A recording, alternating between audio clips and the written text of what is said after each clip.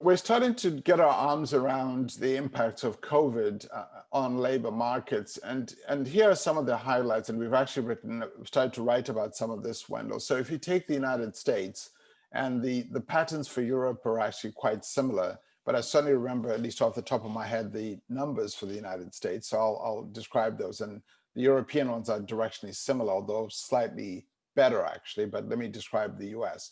So if you take the US, something like about a third of the workers in the United States are actually economically vulnerable to COVID work impacts. And what do I mean by economically vulnerable?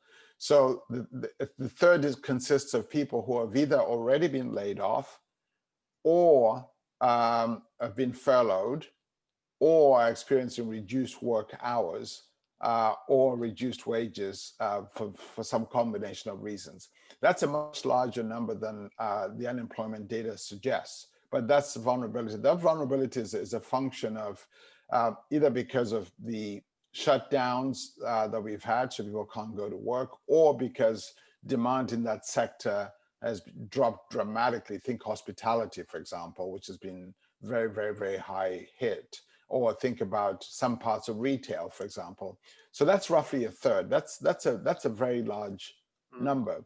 And when you look at that third in the United States, close to 80% of it, I think the number is something like 77% precisely, but it's close to, just call it 80% of it, of those people have tended to be people who are actually in low wage jobs. In other words, these are people who earn less than $40,000 a year, which is quite striking, the vast majority of them.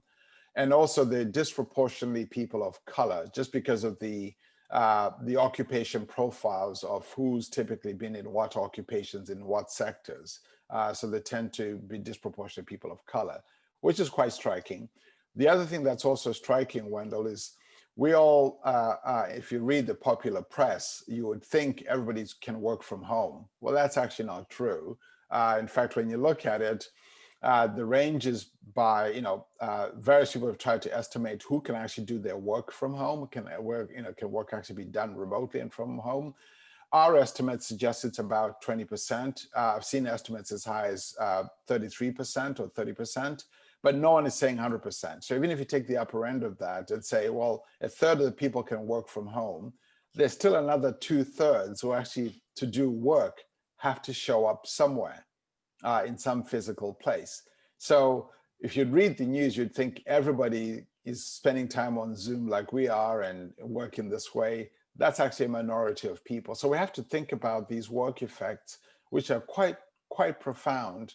And we see similar patterns in Europe too. The numbers are obviously slightly different because of the mix of the economy and the labor markets. But this is what we're seeing as we go through COVID.